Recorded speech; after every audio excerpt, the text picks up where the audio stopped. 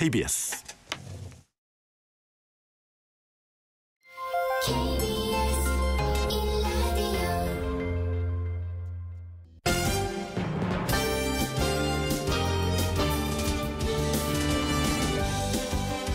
KBS 1라디오 신사원의 오늘 세계는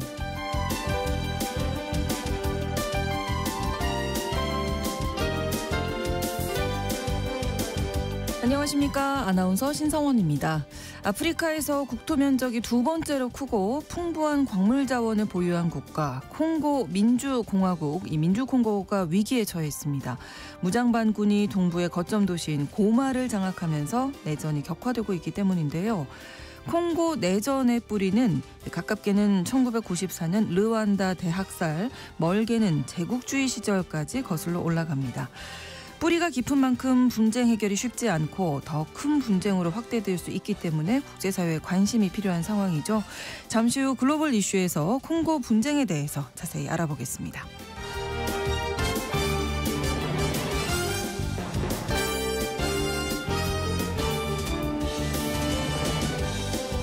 오늘 주목할 국제사회 뉴스는 헤드라인 뉴스와 키워드로 정리해드립니다. 통신원 취재수첩 프랑스 파리 소식 전해드릴 텐데요.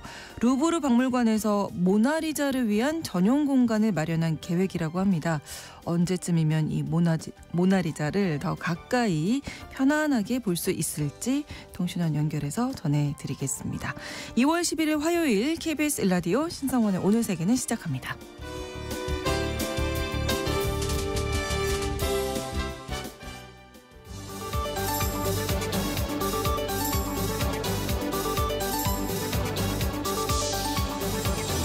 오늘 세계는 헤드라인 뉴스. 도널드 트럼프 대통령이 현지 시각으로 10일 예고한 대로 미국에 수입되는 철강과 알루미늄 제품에 25% 관세를 부과한다고 공식 발표했습니다. 트럼프 대통령은 이번 관세에 예외나 면제가 없다고 밝혔는데요. 국가를 가리지 않고 특정 품목에 대해 관세를 부과해서 트럼프발 관세 전쟁이 본격화하는 양상입니다. 이와 함께 트럼프 대통령은 자동차, 반도체, 의약품 관세도 검토 중이라고 밝혀 한국의 주요 수출품인 자동차와 반도체도 미국의 관세 부과 대상에 포함될 가능성이 있는 것으로 관측됩니다. 팔레스타인 무장정파 하마스가 돌연 이스라엘 인질 석방을 무기한 연기하겠다고 밝히자 이스라엘이 휴전 합의를 완전히 위반한 것이라며 강력히 반발했습니다. 하마스 군사 조직인 알카삼 여단의 대변인은 토요일로 예정돼 있던 이스라엘 인질 인도는 별도의 통지가 있을 때까지 연기된다고 발표했습니다. 양측이 각자 공식적으로 합의 이행 의지를 밝히긴 했습니다만 가자지구 전쟁 발발 후 15개월 만에 극적으로 타결된 휴전이 발효된 지 한 달도 채 되지 않아서 깨지는 것 아니냐는 우려가 나오고 있습니다.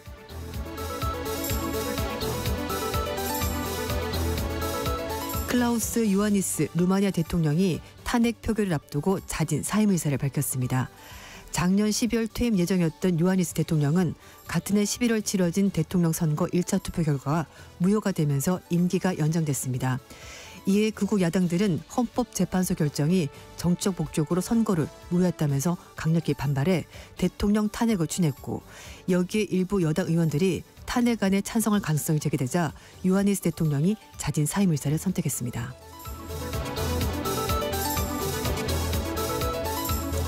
에콰도르 대선에서 중도 우파 성향의 다니엘 노보아 대통령이 초박빙 승부 끝에 결선 진출을 확정했습니다.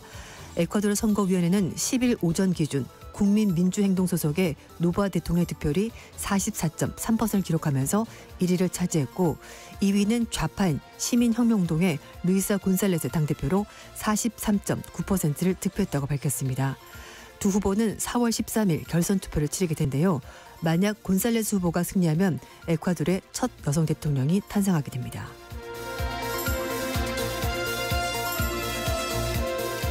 챗 GPT 개발사인 오픈 AI가 수개월 안에 자체 인공지능 칩 설계를 완료하고 세계 최대 파운드리 업체인 대만의 TSMC에 생산을 의뢰할 예정입니다.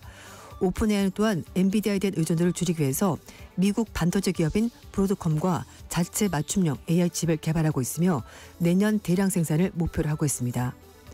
로이터 통신은 오픈AI 내부에서는 자체 개발칩이 다른 칩 공급업체와 협상해서 오픈AI 지렛대를 강하게 한 전략적 도구로 여겨지고 있다고 전했습니다.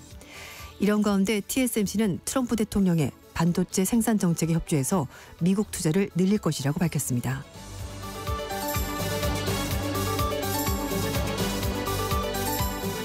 오늘의 헤드라인 뉴스 외신캐스터 조윤주 씨가 전해주셨습니다. 이번에는 키워드로 정리한 국제사회 뉴스 살펴봅니다. 첫 번째 키워드인데요. 가자지구의 젠트리피케이션 이렇게 말씀하셨나요? 젠트리피케이션 많이 알고 계시겠습니다. 잠깐 설명을 해드리면 그 낙후된 구도심을 개발하면서 여기가 활성화되면서 이제 거주한 인구가 다 바뀌게 되는 겁니다. 중산층들이 들어오면서 기존의 저소득층 원주민들을 바깥으로 나가게 된 현상을 말하는 건데요. 지주계급, 신사계급을 따른 젠틀에서 나온 용어라고 합니다. 네. 그런데 이런 일이 가자지구에서도 벌어질 것 같습니다. 트럼프 대통령은 부동산 개발업자 출신이거든요. 그렇죠. 그 DNA를 100분 활용해서 이런 생각을 한 것으로 보이는데 폭스뉴스의 인터뷰에서 가자지구 구상에 대해서 미래를 위한 부동산 개발이다라고 주장을 하면서 이 구상이 실현되는 동안에 팔레스타인 현지 주민들은 가자지구로 돌아오지 못할 것이다라고 말했습니다. 네. 트럼프 대통령은 팔레스타인 주민들이 가자지구로 돌아올 권리를 가지느냐라는 질문에 대해서 아니다. 이 사람들이 훨씬 더 좋은 주거지를 가지게 될 것이기 때문에 굳이 돌아갈 필요가 없다라고 말하면서 팔레스타인 주민들을 위한 영구적인 거주지를 건설하겠다라고 밝혔습니다. 가자지구를 개발하면서 200만 명 이상인 현재 가자지구 주민들을 주변에 있는 이집트, 요르단 등으로 보낸다는 것이 트럼프 대통령 구상인데요. 네. 트럼프 대통령은 가자지구 주민들을 위해서 새롭게 조성되는 공동체를 아름다운 공동체다라고 말하면서 2곳, 많게는 5곳, 6곳가 될 것이고 위험한 거주지에서 조금 떨어진 곳에 안전한 공동체를 만들어서 살게 될 거다라고 말했습니다. 네. 하지만 팔레스타인 주민들의 의사를 물어본 건 전혀 아닙니다. 그렇죠. 네. 저희가 이 문제를 어제도 자세히 전해드렸습니다만은 네. 이집트, 요르단 이 주변국에 재정착을 시킨다 이런 얘기를 했어요. 당사국들은 좀 다른 생각이죠. 네, 일단 트럼프 대통령은 이 사람들을 주변 국가로 보낸 대신에 이 국가들이 가자지구에 와서 뭔가 개발 이익을 가져갈 수 있도록 하겠다라는 그런 얘기도 같이 하긴 했거든요. 하지만 이집트가 일단 외무부 장관을 급파해서 설득에 나섰습니다. 압델라티 이집트 외무장관이 현지 시각 10일 날 미국 워싱턴에서 루비오 미 국무부 장관과 만났습니다. 네. 압델라티 장관은 가자지구 주민들을 내보내고 이 지역을 장악하겠다는 트럼프 대통령 계획에 대해서 반대하고 있는 팔레스타인 주민들을 아랍 국가들이 지지한다라고 밝혔고요. 주민들이 거기에 살고 있으면서 가자지구를 재건하는 것이 더 중요하다 이렇게 설명했습니다.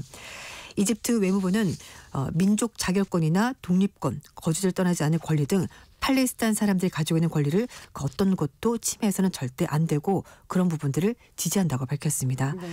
가자지구 주민들을 다른 지역으로 재정착시키고 이 지역에 미국이 장악해서 휴양지를 개발하겠다는 트럼프 대통령 구상에 대해서 이건 권리 침해다라고 이집트는 규정을 한 것이고요. 반대 뜻을 분명히 밝혔습니다. 한편 요르단도 행보가 빨라지고 있는데요. 팔레스타인 주민들이 대거 유입되면 자국 내 정세가 불안해질 것으로 보여서 정적 기반이 흔들리기 때문에 이런 거 굉장히 부담스러워하고 있습니다.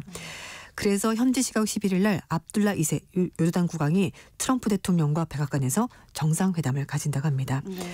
한편 앞에서 잠깐 말씀드렸습니다만 하마스가 이번 주 토요일 15일로 예정돼 있던 이스라엘 인질들을 넘겨주는 것 하지 않겠다, 연기하겠다고 일방적으로 발표를 했고요. 그러자 네타냐후 이스라엘 총리가 11일 오후 예정돼 있던 안보 내각 회의를 오전으로 앞당겼습니다. 네. 이런 가운데 카츠 이스라엘 국방장관도 하마스가 인질 석방을 중단하기로 발표한 것은 휴전과 인질 석방 합의를 완전히 위반한 것이라면서 강력히 비판했습니다. 지난달 19일에 이스라엘군과 하마스가 가자지구에서 일단 6주 동안 교전을 멈추는 단계적인 휴전에 들어갔는데요. 네. 양측이 서로 상대방을 합의 위반했다고 주장하면서 긴장감은 계속 남아 있습니다. 네, 휴전 중인 줄 알았는데 네, 그렇지 않은 상황인 것 같습니다. 맞습니다. 계속 긴장하고 지켜봐야 될 것 같습니다. 다음 키워드 오늘은 국제개발처, 내일은 교육부. 네.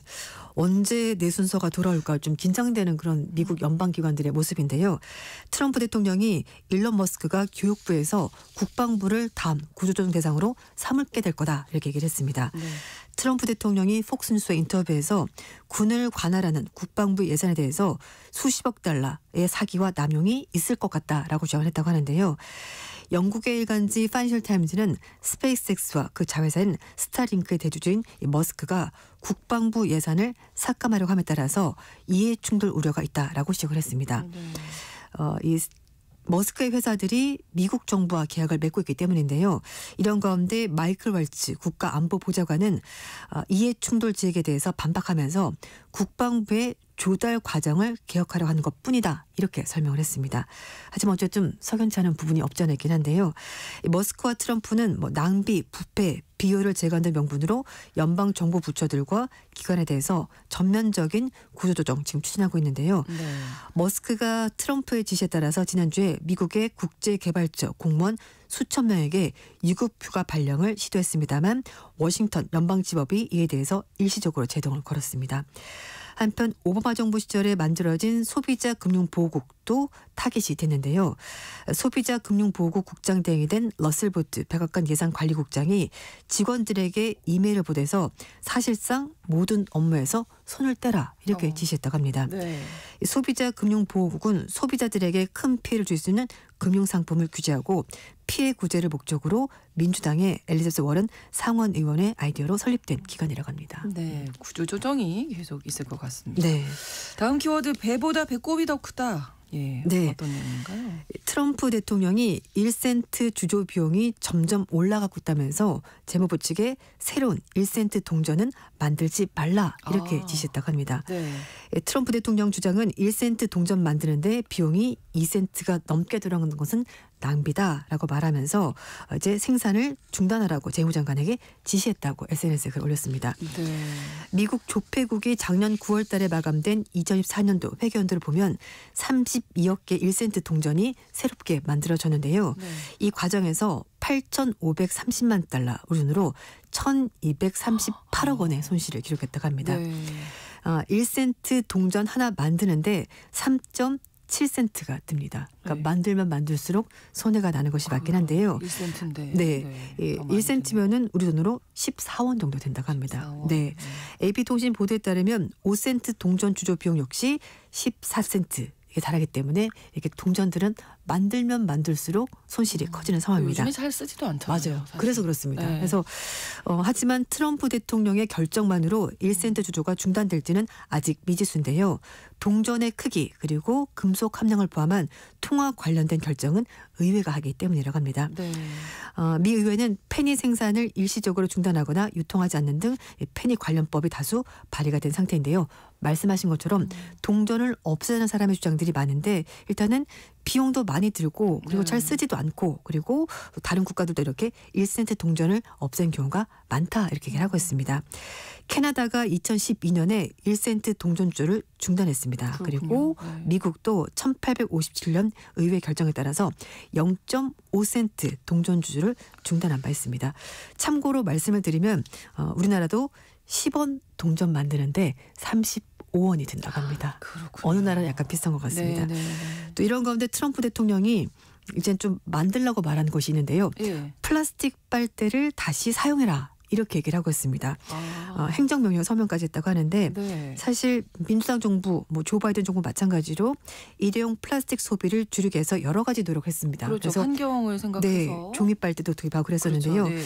근데 이게 별 실효성이 없다라고 트럼프 대통령 보고 있고 그래서 일기 재임 때도 종이 빨대 대신에 플라스틱 빨대 사용을 권장한 바 있었습니다. 그래서 2019년에 트럼프 캠프 측에서 빨간색 일반 빨대에 트럼프라고 로고를 새겨서 이걸 10개에 15달러에 팔기도 했었습니다. 그렇군요. 공짜는 없습니다. 예. 사야 됩니다. 그래서 어쨌든 이걸 팔아서 캠프에서 일주일 만에 46만 달러를 모금한 성과를 거뒀는데요. 네. 트럼프 대통령 주장과는 달리 어쨌든 플라스틱 빨대는 세계 곳곳에서 좀 사용하지 말자라는 얘기가 많고 예. 이게 또 이제 시간이 지나면서 부서지는 과정에서 날카롭게 이제 부서지면서 동물들에게 좀 치명적인 무기가 될 수 있기 때문에 플라스틱 오염의 원흉이다 이런 제품으로 꼽히는데 트럼프 대통령은 다시 써라 이렇게 얘기를 하고 있습니다. 저희 어제 키워드 얘기하면서 네. 미세 플라스틱 얘기도 많이 맞아요. 했거든요. 뇌에 또 미세 있고. 플라스틱이 엄청 많다고 하더라고요. 남극에도 미세 플라스틱 있다고 하는데. 그러니까요. 네. 그런데 플라스틱 빨대를 다시 장려하기 시작했다라는 네, 맞습니다. 뉴스였습니다. 다음 키워드 황금 비자 조건 완화. 네. 진짜 말 그대로 황금 비자입니다. 네. 수십억 원을 들고 가야지 비자가 나오는 이제 그런 비자가 있는데요. 뉴질랜드가 외국 자본 유치로 경제 활성화를 위해서 투자 이민용 황금 비자 조건을 완화했습니다. 네. 뉴질랜드 이민부 장관은 자본 이동성이 매우 높은 상황이고 세계가 점점 복잡해지고 있다면서 그래서 투자자들이 뉴질랜드를 목적지로 선택할 수 있도록 인센티브를 제공하겠다. 그래서 그 일환으로 투자 이민 비자를 간소하고 유연하게 만든 거라고 설명했습니다. 네. 그래서 4월 달부터 투자 이민용 언어 시험을 폐지하고 투자자의 의무 체류 기간도 완화하기로 했습니다. 투자 이민 비자를 고위험 투자 그리고 혼합 투자 이렇게 두 가지 범주로 개편하고 투자 허용 범위도 확대한다고 하는데요. 네. 먼저 고위험 투자 비자는 3년간 사업이나 펀드에 최소 500만 뉴질랜드 달러 우리 돈으로 41억 원을 투자하고 뉴질랜드에서 21일만 체류하면 자격이 주어진다고 합니다. 네. 21일 채우는 건 굉장히 쉽죠. 그렇죠. 41억 들고 가는 거는 굉장히 좀 어려울 것 같습니다. 그리고 예. 혼합 투자 비자는 5년간 주식, 채권, 부동산 등의 최소 1,000만 뉴질랜드 달러 우리 돈으로 2배. 82억 원을 그렇겠네요. 투자를 하고 105일간 머물면 이 비자를 획득할 수가 있다고 합니다. 작년에 급격한 경기 침체에 빠진 뉴질랜드 정부가 금리 인하 등을 통해서 경기를 부양하려고 했는데 하지만 외국 자본이 더 필요하다 이런 부분을 인정한 것으로 보입니다.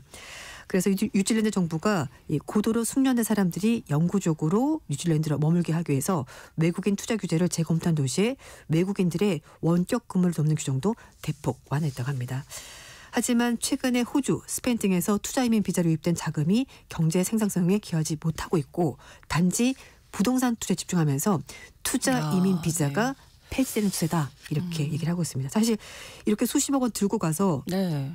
위험한 데 투자할 수는 없잖아요. 그렇죠. 그래서 그나마 좀 우리가 생각하기에 부동산이 네. 네. 누구는 살아야 되니까 집에 그래서 안전하다 네. 이렇게 생각을 하는 거죠. 맞습니다. 경제에 도움이 돼야 될 텐데. 네, 예. 그냥 부동산만 사는 건 아니냐 뭐 이런 지적인 거죠. 네. 다음 키워드는 핏빛으로 물든 강. 이건 무슨 네. 얘기인가요? 아르헨티나 부에노스아이레스주에 있는 사란디 하천이 하루아침에 붉은색으로 바뀌었습니다. 네. 근데 문제는 이 하천의 색깔이 바뀐 게 처음이 아니라는 건데요. 주민들 얘기는 과거에도 여러 번 사란디 하천의 색깔이 바뀐 적이 있고 분홍색, 연두색, 보라색 이런 식으로 바뀐 적이 있다고 합니다. 네. 사건이 발생하자 지역 당국이 원인을 규명하기 위해서 하천 표본을 채취해서 부에노스아이레스주 환경부에 일단 맡겼습니다. 네. 아울러서 접근을 자제해야 되는 경고도 같이 붙었다고 하는데요. 지금 아르헨티나는 남반구 여름입니다. 그렇죠. 지금 날씨가 기온이 30도까지 웃돌면서 굉장히 더운데 혹시라도 지역 주민들이 이 하천에서 절대 물놀이해서는 안 된다라고 그렇죠. 얘기를 하고 있습니다. 네. 일단 표본 분석이 이제 막 시작이 됐기 때문에 이게 좀 시간이 걸릴 거라고 하는데요. 환경 전문가들은 하천의 색깔이 변한 것이 오염 때문일 가능성이 크다라고 보고 있습니다. 왜냐하면은 이 사란디 하천 주변에 여러 공장이 있기 때문이라고 하는데요.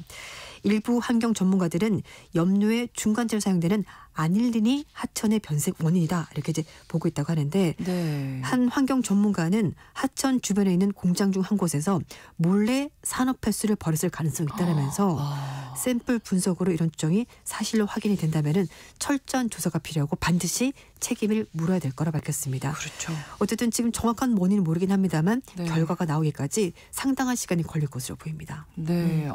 무서운데요. 네. 예, 이렇게 순간적으로 뭐 이렇게 잘못된 네. 판단으로 산업폐수 방류했는데 이게 다시 복원하기가 너무 어렵잖아요. 그렇죠. 사실은. 맞습니다. 네.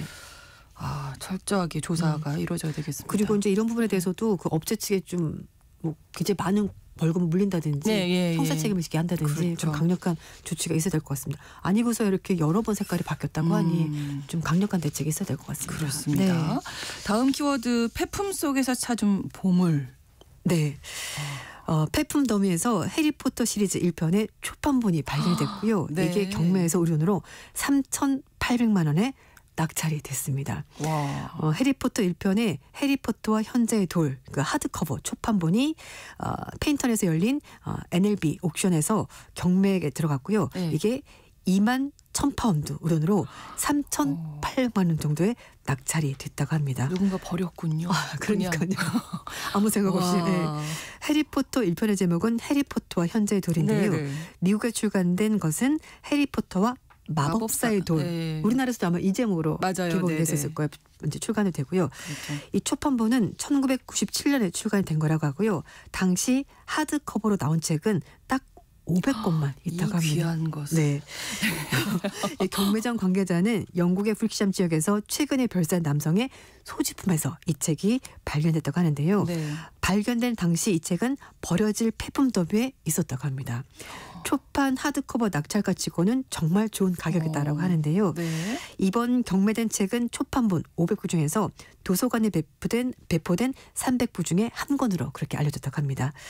한편 책 뒷면에 인쇄된 철학자란 단어가 철자가 잘못 적힌 것이 초판본의 특징이라고 합니다. 그렇군요. 또 잘 살펴봐야겠네요. 네. 아무거나 버리면 안 됩니다. 잘 살펴보시고. 영국에 가고 싶습니다. 어디 쓰레기더미라도. 다음 키워드 하나만 더 알아보죠. 네. 현실이 된 로봇과 인간의 대결인데요. 네, 영국에 간지 더 타임스가 보도한 내용인데요. 네. 로봇 대 인간의 전투가 우크라이나군 로봇 부대 하르티아 중대가 러시아군 보병을 상대로 해서 전투를 벌이면서 실제로 벌어지고 있다는 보도가 나왔습니다. 네. 전투 현장에서 포탑에 중기관총에 달린 조그만 로봇 여러 대가 간격을 두고 러시아군 보병 위치에 다다른 후에 교대로 사격을 개시한 장면이 포착이 된 겁니다. 그런데 놀랍게도 로봇을 움직인 것은 우크라이나에 있는 그 소속의 군인들인데 조이스틱으로 로봇을 조정하면서 러시아 일반 병사들을 상대한 거라고 합니다. 조종에는 인공지능 AI 도움을 받았습니다만 공격 방아쇠는 원격적으로 맡고 있는 우크라이나 군인들이 직접 한 거라고 합니다. 부대 지휘관은 공중에 있던 드론을 통해서 이런 로봇과 인간 간의 지상 전투를 그대로 다 실시간으로 지켜봤다고 하고요. 우크라이나가 중대 규모 로봇 부대를 동원해서 러시아군을 공격한 것이 이날이 처음이라고 합니다. 네. 이제 앞으로 전쟁은 그러니까요. 이런 식으로 진행이 될 가능성이 점점 커지고 있는 것 같습니다. 영화에서만 보던 일이 네. 현실이 되는 맞습니다. 그런 상황이네요. 헤드라인 뉴스와 키워드 외신캐스터 조윤주 씨와 함께했습니다. 고맙습니다. 네, 감사합니다. KBS 라디오 신성원의 오늘 세계는 1부 마무리하겠습니다. 11시 30분부터 일부 지역에서는 해당 지역 방송 보내드립니다. 톰 패티의 Free Falling 전해드립니다.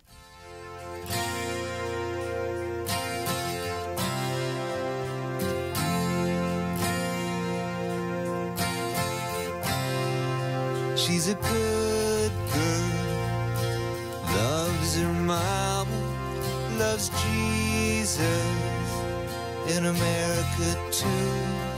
She's a good girl, is crazy about Elvis, loves horses, and her boyfriend too.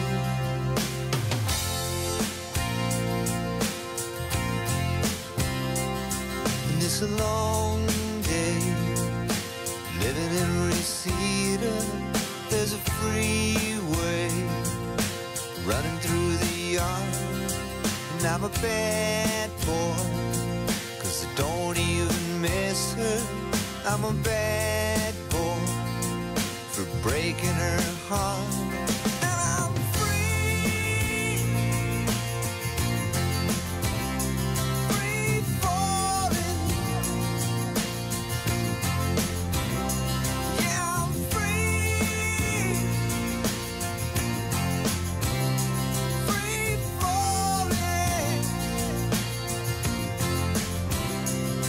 Now the vampires walking through the valley move west down Ventura Boulevard, and all the bad boys are standing in the shadows, and the good girls are home with broken hearts. I'm free, I'm free falling. Yeah, I'm free, free falling.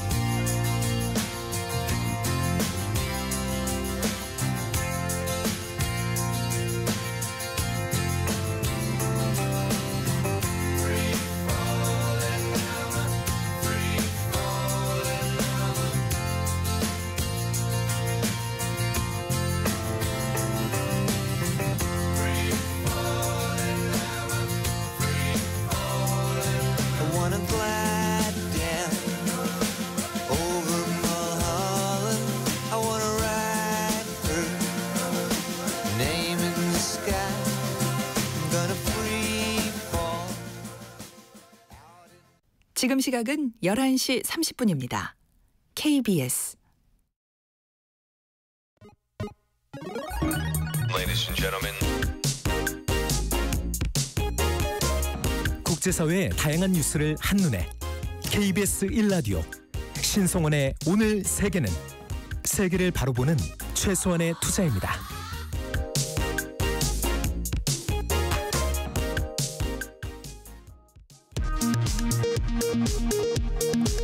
이 시각 라디오 정보센터 뉴스입니다. 국민의힘 권성동 원내대표는 오늘 국회 교섭단체 대표연설에서 민주당은 의회주의도 삼권 분립도 법치주의도 모두 무너뜨렸다며 지금 겪고 있는 국정혼란의 주범, 국가위기의 유발자, 헌정질서 파괴자는 바로 민주당 이재명 세력이라고 주장했습니다. 더불어민주당은 윤석열 정부의 부자 감세와 내란 사태로 인해 지난해 우리나라 국간이 거덜났다며 신속한 추경 편성을 거듭 촉구했습니다. 민주당은 오늘 윤 대통령 후보의 공천계획 의혹 등을 밝히기 위한 명태균 특검법을 발의합니다. 오늘 윤석열 대통령 탄핵 심판 7차 변론 기일을 앞두고 국회 측 법률 대리인단은 지난 6번의 변론을 통해 비상계엄 선포와 포고령 발령, 국회와 선관위 침탈의 위헌 위법성이 충분히 드러났다고 밝혔습니다. 윤석열 대통령 측은 검찰 신문조서가 증거로 채택된 것을 두고 헌법재판소가 폭주하고 있다는 입장을 재확인했습니다. 어제 오후 대전의 초등학교 시청각실에서 8살 1학년 초등학생 어린이가 흉기에 찔려 숨졌습니다. 현장에서 발견된 40대 교사가 범행을 시인했습니다. 이달 들어 10일까지 수출은 1년 전보다 0.8% 증가하고 수입은 0.3% 증가한 가운데 무역 수지는 22억 3천만 달러 적자를 기록했습니다. 트럼프 미국 대통령이 다음 달 4일부터 수입 철강과 알루미늄 제품에 25%의 관세를 부과하겠다고 공식 발표했습니다. 주요 철강 수출국인 한국에도 영향을 미칠 것으로 보입니다. 트럼프 대통령은 자동차, 반도체 관세도 검토 중이라고 밝혔습니다. 지금까지 라디오 정보센터 뉴스 정한나였습니다.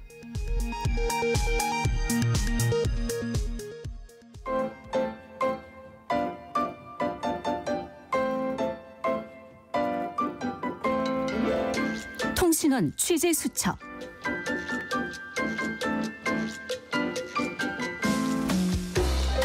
통신원 취재 수첩입니다. 오늘은 프랑스 파리 김선형 통신원 연결하겠습니다. 안녕하세요. 네, 안녕하세요. 네, 루브르 박물관 현대화한다 이런 소식이 있는데 모나리자 전용 공간으로 옮길 예정이라고요? 네, 파리 루브르 박물관에서 모나리자를 모실 전용관이 생길 거라는 소식이 있습니다. 네. 가장 많은 관람객을 끄는 작품은 바로 모나리자로 꼽힙니다. 그렇죠. 그런데 늘 그녀 앞에는 기자회견장처럼 셔터를 눌러대는 인파와 또 긴 줄이 문제가 되어 왔습니다. 네. 이에 대한 대책으로 박물관 측은 모나리자 전시를 위한 전용 공간을 마련할 계획이라고 합니다.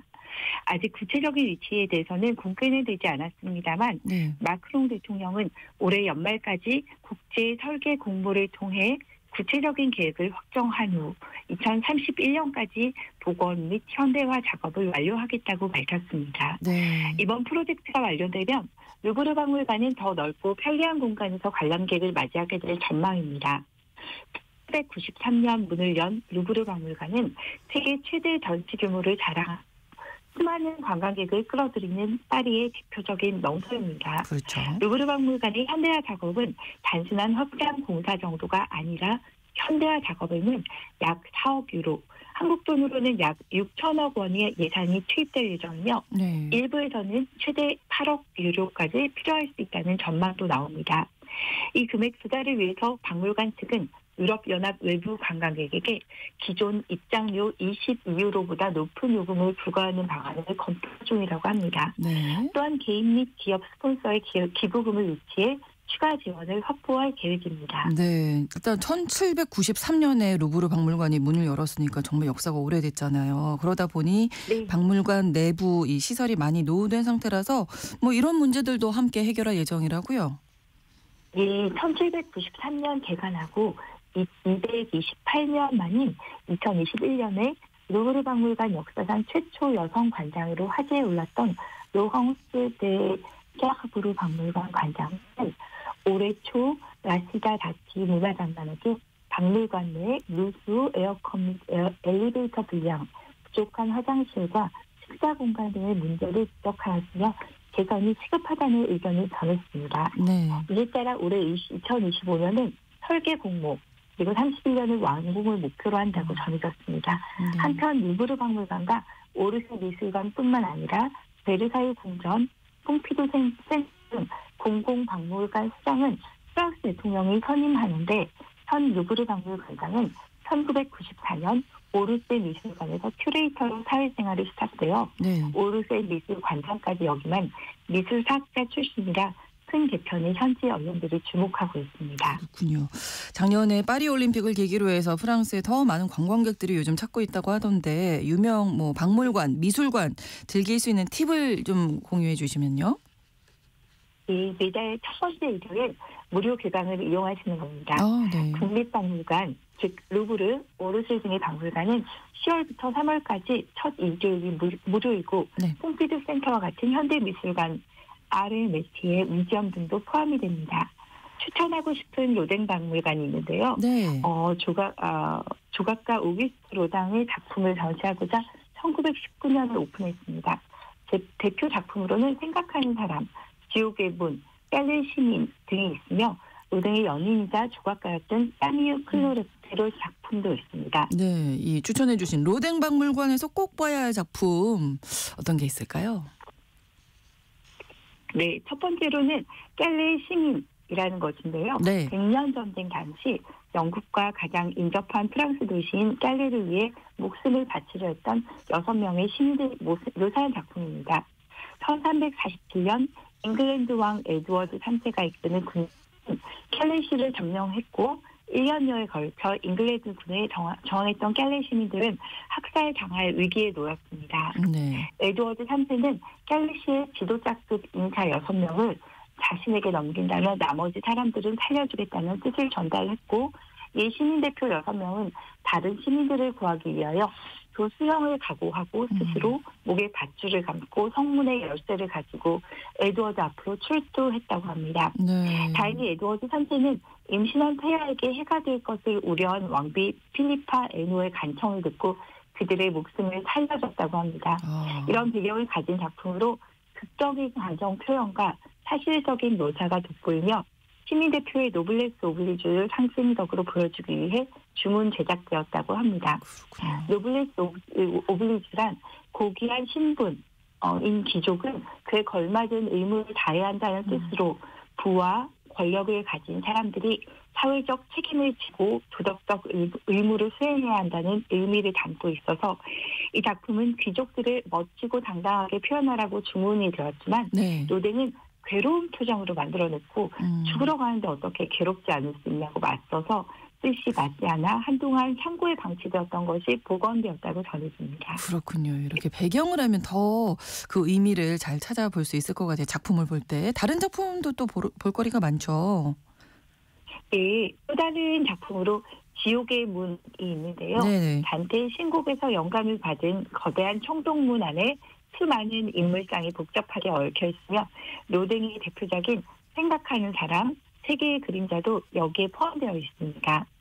생각하는 사람은 이 작품은 로댕의 가장 유명한 작품으로 그렇죠. 나체의 턱을 괴고 앉아 사색에 담긴 남성의 모습인데요. 네. 원래 지옥의 문 일부로 제작이 되었습니다.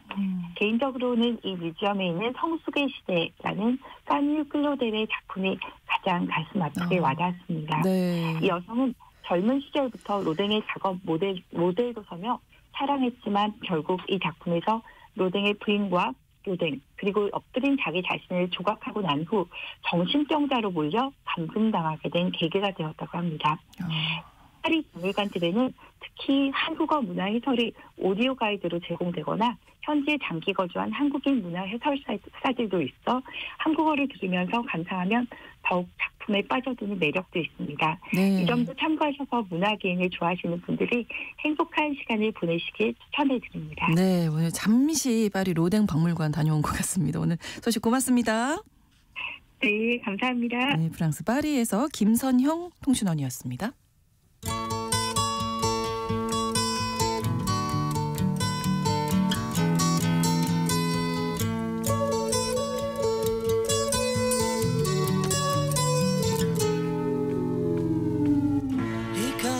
사하라 사막 이남 지역의 최대 국가라고 할 수 있는 콩고 민주공화국, 이 민주콩고에서 내전으로 인도적 위기가 고조되고 있습니다. 반군과 콩고 정부군의 전투 와중에 이미 수천 명이 사망했고요. 또 사람들은 기아와 전염병, 난민 위기에 무방비로 노출된 상황인데요. 지금 현재 상황 그리고 그 배경에 대해서 한겨레 신문 정의길 선임 기자와 함께 이야기 나눠보겠습니다. 어서 오십시오. 안녕하세요. 네, 일단 그 콩고 민주공화국과 콩고 공화국이 다른 나라인 거죠. 그렇습니다. 우리가 지금 말하고자 하는 나라는 콩고 민주공화국입니다. 네. 아프리카 남쪽 동쪽에 있는 아주 큰 나라입니다. 국토가 우리나라의 한 10배 정도 거의 되는. 네. 그리고 인구가 1억 명이 넘고 보통 콩고를 하면 이 나라를 지칭하고요. 그렇군요. 이 콩고 민주공화국 북쪽에 조그만하게 접경하고 있는 콩고 공화국이 있습니다. 네. 수도가 브라자빌이라서 보통 브라자빌 콩고라고 합니다. 아, 그리고 그렇군요. 우리가 말하는 지금 콩고는 수도가 킨샤사라서 보통 킨샤사 콩고 이렇게 부르기도 합니다. 네. 지금 저희가 오늘 얘기하고자 하는 나라는 콩고 민주공화국. 네. 좀 잘 구분해서 알아두셔야 될 것 같고요. 자, 이 킨샤사 콩고에서 네. 무슨 일이 벌어지고 있는 건가요?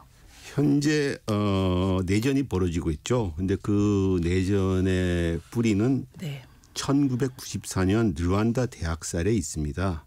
이번 위기가 계속 지속된다면은 수백만 명이 사망했던 2000년 전후의 1차, 2차 콩고 전쟁이 다시 재연돼서 3차 콩고 전쟁을 갈 수 있지 않냐 하는 이런 우려입니다. 그렇군요. 현재 상황은 M23이라고 하는 반군이 지난 1월 27일 콩고 동부의 키부주라는 데가 있습니다. 키부주. 네. 그 키부주의 주도이자 그 콩고 동부의 최대 도시인 고마를 갖다가 점령했습니다. 그리고서 남쪽으로 계속 진군을 하고 있는 상황입니다. 콩고 정부군과 동맹군이라 할 수 있는 부룬디 정부군은 패퇴를 거듭하고 있죠. 그래서 그런 상황에서 반군이 일단 지난 4일에 일방적인 휴전을 선포하긴 했습니다. 그런데 네. 말이 일단 휴전 선포고 그 다음 날도 군사활동을 지속했다고 합니다.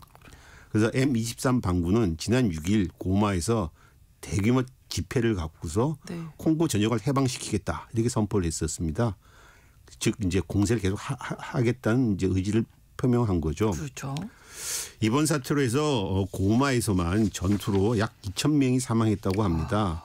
시신을 제대로 수습하지 못해서 전염병이 나돌고 있고 시신 매장에 급급하고 있는 상황입니다. 그래서 주민들은 기아와 전염병에 시달리고 있고 네. 또 국제형사재판소는 이번 분쟁으로 집단 성폭행, 성노예 사태가 빈발하고 있다 이렇게 보고했습니다. 이번 사태는 서방의 식민 지배에 뿌리를 둔 종족 등 정체성 분쟁, 자원동 이권 분쟁, 주변 외세의 개입 등 전형적인 아프리카 분쟁의 양상을 드러내고 있다고 합니다. 그렇군요. 이 M23 반군 어떤 세력인지 그리고 왜 이런 사태를 일으킨 건지 궁금합니다. 네, M23 반군은 앞서 말한 대로 지난 1994년 르완다 대학살에서 기원된 단체입니다. 그 당시 르완다에서 다수 후투족이 투치족을 대량 학살했습니다. 한 100만 명이 죽었다고도 합니다. 그래서 이 대학살에 가담했던 후투족 일부가 콩고로 도망을 쳤습니다. 네. 그래서 그 콩고 내에 르완다 민족 해방 민주군이라는 것을 결성했습니다. 네. 그러자 콩고 내에 있던 투치족도 이에 대응해서 네. 반군을 결성했고 현재 M23 반군으로 이어지고 있는 것입니다. 투치족이네요. 네. 그러면. 그러니까 M23은 투치족으로 중심으로 구성된 반군입니다. 그렇군요. M23은 그 뜻은 3월 23일을 뜻한다. 영어의 3월 마치, 마치 M을 따와서 M23이라고 합니다. 3월 23일이 그럼 네. 어떤 의미가 있는지. 지난 2009년 3월 23일에 콩고 정부와 이 투치족 반군 사이에서 평화협정을 맺었습니다. 그래서 콩고 정부가 앞으로 투치족을 갖다가 콩고 정부와 군에 포용하겠다 이렇게 협정을 맺었습니다. 네. 그런데 협정이 지켜지지 않았습니다. 그래서 투치족들이 2012년에 다시 공세를 콩고 혁명군이라는 걸 결성해서 이 콩고 혁명군이 지금 말하는 M23입니다. 네. 다른 말로 콩고 혁명군이라고 하는데 공세를 펼쳐서 한때 고마를 점령했고 그때부터는 M23이라고 불리게 됐습니다. 그런데 이 M23이 한동안 잠잠하다가 2022년부터 다시 군사활동을 재개했고 그해 말에 고마에 접근했다가 최근 사태까지 이어져서 결국 고마를 점령하면서 더 공세를 확장하고 있는 거죠. 그렇군요. 콩고에서 일어난 일인데 이제 르완다에서부터 시작하는 거잖아요. 그렇죠. 르완다에 어떻게 이렇게 연결이 되는 건지 과거 상황을 다시 한번. 이거 좀 과거 상황 알아야지 현재 상황을 이해할 그렇죠. 수가 있습니다. 예. 1994년 4월 7일부터 7월 19일 한 석 달간 사이에 르완다에서 대대적인 대학살이 벌어졌습니다. 네. 당시 르완다의 다수 종족인 후투족의 민병대가 네. 소수 민족인 투치족 및 온건 후투족 그리고 트와족 다른 종족들을 집단 학살했습니다. 네. 현재 르완다 헌법에는 당시에 100만 명이 학살했다라고 명기되어 있는데 학자들의 분석에 따르면 적어도 50만 명, 많으면 한 80만 명이 될 거라고 합니다. 사망자 대부분이 투치족입니다. 여성 한 30만 명 정도도 집단 성폭행을 당했습니다. 네. 이 대학살은 르완다를 식민 지배했던 독일과 벨기에 이런 식민 당국 때부터 심어진 두 종족 사이의 갈등과 증오, 그리고 경제적 이해 이런 것이 폭발하면서 일어났습니다. 네. 유럽 식민 당국은 이 소수인 투치족들을 동원해서 다수의 후투족을 지배하는 이른바 디바이 앤드 룰, 그러니까 분할 지배 정책을 펼쳤습니다. 네. 소수인 투치족이 인종적으로 우월하다, 뭐 이런 이제 믿음을 심어주고 있고 후투족이 열등하다. 그래서 후투족은 열등감과 차별과 대우를 받아왔죠. 네. 그런데 벨기에가 1962년 르완다를 독립시키기 직전에는 또 반대로 후투족을 동원해가지고 네. 투치족을 갖다가 또 지배한 이런 방식을 썼었습니다. 그러니까 두 종족 사이에 경쟁을 시킨 거죠. 네. 어쨌든 르완다 독립 후에는 후투족이 다수니까는 후투족이 이제 통치를 하면서 투치족을 갖다가 억압하고 차별했습니다. 그렇겠네요. 네. 그래서 변방으로 밀려던 투치족들이 인근 우간도로 넘어가서 1990년대에 르완다 애국전선이라는 걸 결성하고서 다시 르완다로 침공을 했습니다. 그래서 내전을 벌였습니다. 그래서 1993년에 임시평화협정을 맺어서 내전이 그쳤는데 네. 그 다음 해인 1994년에 후투족 대통령이 갑자기 암살을 당했습니다. 그러니까 여기에 격분했던 후투족 극단 세력들이 네. 투치족 대학살을 시작한 거죠. 그러면서 약 이제 100만 명이니 80만 명이 되는 대학살 사태가 벌어진 겁니다. 예. 이 학살은 당시 그 투치족의 르완다 애국 전선이 결국은 다시 군사 활동을 재개해서 네. 후투족 정부를 완전히 타도시킬 때까지 계속됐습니다. 그래서 후투족 정부가 완전히 무너지고 나서야 결국 학살이 멈추게 됐습니다. 네, 오랜 역사적으로 오랜 그 갈등이 있었던 그러니까 건데. 그때 학살이 가담했던 후투족들이 네. 콩고로 도망갔었고 이를 쫓아서 투치족들이 다시 다시 콩고. 들어가서 서로 이제 내전을 벌이고 있는 거죠. 콩고에서 다투고 있는 거죠. 후투족, 투치족이 르완다에서만 살고 있는 것이 아니라 네. 르완다를 중심으로 해서 그 주변 국가에 다 살고 있습니다. 그러니까 그 주변 국가에 살고 있는 후투, 투치족들이 서로 엮여버린 거죠, 다. 그렇군요. 그래서 콩고가 개입할 수밖에 없었던 거네요. 그렇지. 콩고가 개입된 거죠. 그러니까 네, 그 네. 사태에. 예. 예. 아프리카 세계 대전으로도 네, 그렇죠. 불린다고요. 예. 그래서 그 르완다에 이제 투치족 정권이 들었으니까 앞서 말한 대로 보복을 두려워한 후투족들이 네. 당시 자이르였던 콩고 지금 우리가 말하는 콩고 민주공화국으로 도망을 쳤습니다. 네. 그러니까 이에 르완다 투치족 정부가 콩고에 살던 투치족과 합세해서 이제 콩고에 개입을 한 거죠. 네. 그래서 그 여파는 2년 뒤인 1994년 10월 1차 콩고 전쟁을 시작으로 2차 콩고 전쟁, 4년 뒤인 2차 콩고 전쟁까지 이어졌습니다. 네. 이 전쟁을 갖다가 아프리카의 세계 대전이라고 합니다. 주변에 여러 국가들이 개입을 해서 참전을 했었고 네. 그래서 콩고에서 정권 교체가 일어난 등 사하라 이남 아프리카 전역에 큰 정세에 영향을 미쳤습니다. 이제 지금은 이제 3차 대전 전쟁 콩고 전쟁까지 얘기가 갈 될 수 정도로 있지 않냐 지금 그런 네. 우려가 나오는 거죠. 아프리카 세계 대전 좀 구체적으로 설명해 주시면요. 아프리카 세계 이제 방금 얘기한 대로 콩고에서 벌어졌는데 네. 콩고는 원래 벨기에의 레오폴드 2세라고 하는 국왕이 개인 식민지, 개인 사유지로 통치하던 식민지였었습니다. 네. 이게 사실 말이 안 되는 소리인데 그러게요.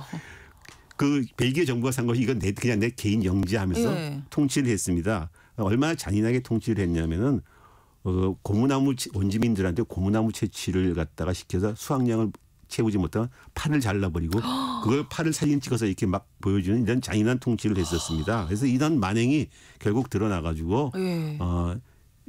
레오폴드 2세가 이제 영지를 내놓고 벨기에 정부의 공식 식민지로 바뀌었습니다. 레오폴드 있을 때 약 1천만 명이 학살됐다는 조사도 있습니다. 네. 고무나무 외에 코발트, 금, 주석, 알루미늄 등 자원이 풍부했기 때문에 착취가 더욱 가혹했습니다. 1960년에 콩고는 독립을 했는데요. 네. 당시 아프리카에서 냉전의 최전선이 됐습니다.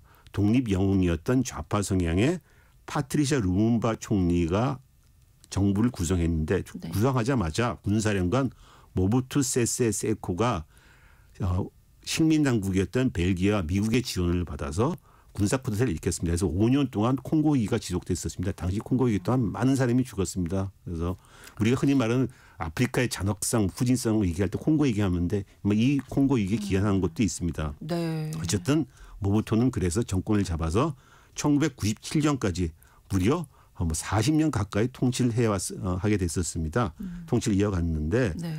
그러면서 그 와중에 국호를 자유로 바꿨습니다. 그런데 모부투 정권은 1990년대 들어서부터 그가 고령이 되고 부정부패로 이미 통치불능 상태에 빠졌습니다. 또 하나는 1990년대 냉전이 끝나면서 미국과 소련의 지원이 끊어진 것도 이유가 있습니다.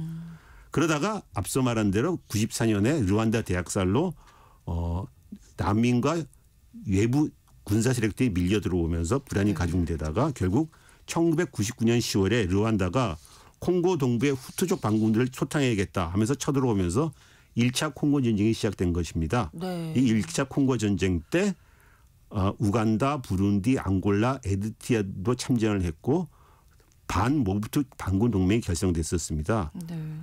주로 수단군의 지원을 받던 모부투 정권은 결국 패퇴해서 반군 동맹을 이끌던 로랭 데지라 카빌라가 1997년에 정권을 잡았습니다.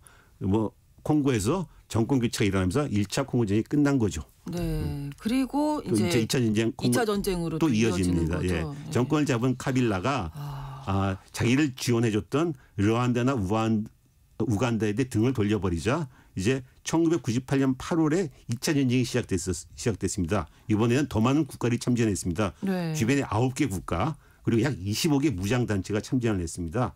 그래서 5년 만인 2003년에 과도정부가 구성되면 전쟁이 끝났습니다. 네. 전쟁 동안 약 300만에서 540만 명이 죽었다고 합니다. 어마어마하게 죽은 거죠. 그냥 이건 네, 너무 안타까운. 네. 그리고 또 지금 내전이 벌어진 콩고 동부에 고질적인 분쟁을 심어놨습니다. 그 이유는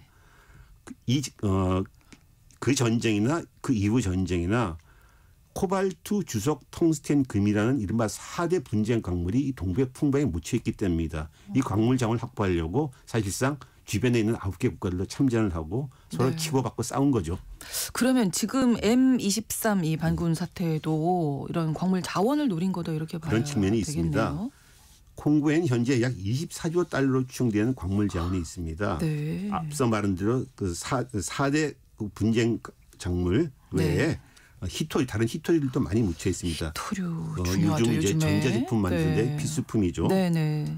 그 콩고 전쟁 동안 르완다, 우간다, 부룬디가 이 콩고 광물 밀교역해서 큰 이득을 얻었고 네. 앙골라, 중앙아프리카 공화국, 브라자빌, 콩고, 남수단, 짐바브웨, 잠비아도 이 물모역과 재련에 관여를 했습니다. 그래서 다시 이득을 얻었고 네. 이들 국가들이 지금 콩고 내전에 전쟁에 참전했던 국가들입니다. 9개 국가들. 네. 콩고 동부엔 현재에도 강대국이나 주변 국가의 지원을 받는 대형 대리 무상 단체부터 자발적인 현지 소규모 단체까지 약 120개 무장 단체들이 난립하고 있습니다. 그중 하나가 M23인데 아주 힘이 센 반군 단체죠. 르완다 입장에서는 콩고 동부에 있는 후투족 민병대의 위협을 제거하겠다는 명분을 내세우는데 이 명분 이건 그런 명분 이를 명분으로 해서 사실상 자원을 확보하려고 하는 측면이 있습니다. 네. 그래서 르완다 정부군이 M23 반군을 지원하고 있다는 유엔 보고서가 있습니다. 네. M23은 지난 1년간 코발트 광산 지역인 루바야를 점령해서 이 광물에 세금을 매겨가지고 한 달에 약 80만 달러를 벌어들였다고 합니다. 현재 M23이 남쪽으로 진군을 하고 있는데 그 남쪽은 더 광물이 많은 자원지대입니다. M23이 영역을 더 확보하면 할수록 M23한테 들어오는 돈이 더 많아지는 거죠. 그 사이에 참 그 주민들이 있을 거 아니에요. 주민들 얼마나 고통스러운 시간을 그렇죠. 보냈을까 이런 생각이 들고요. 네. 국제사회의 개입을 통해서라도 좀 이 문제 해결할 방법은 없을까요? 지난 8일에 이틀 전에 아프리카 동부 남부 북계국 정상이 탄자니아 다스에살렘에 모여서 회의를 열었습니다. 그래서 일단 초대받지 않은 외국군은 철수해라. 그리고 콩고 주권을 보호해야 된다. 이런 성명을 발표했는데 사실 다 동상이몽입니다. 왜냐하면은 콩고의 아프리카 동쪽에 있는 국가들은 콩고 정부를 지원하고 있고 동쪽 국가들은 르완다를 지원하고 있고 남쪽 국가들은 콩고를 지원하고 있습니다. 또 다른 생각들이군요. 서로 이권이 달라서 그래서 곧 이제 국방장관들이 만나서 이제 뭐 해보자 하는데 잘 될지 모르겠습니다. 어쨌든 이 M23 사태는 이 종족 자원 이런 외세 개입 아프리카 분쟁이 전형적으로 드러나고 있고 지금 M23이 영역을 확보하면 할수록 주변 국가는 가만히 있지 않을 것이고 그렇겠죠. 그렇게 되면은 앞서 말한 대로 3차 콩고 전쟁이 발발하는 것이 아니냐 이런 우려가 커지고 있습니다. 네, 쉽게 끝나지는 않을 것 같다 이런 얘기네요. 글로벌 이슈에서 오늘 콩고 민주공화국의 내전 상황 그리고 그 배경까지 알아봤습니다. 한겨레 신문 정의길 선임기자와 함께했습니다. 고맙습니다. 감사합니다. KBS 1라디오 신성원의 오늘 세계는 내일 다시 뵙겠습니다. 고맙습니다.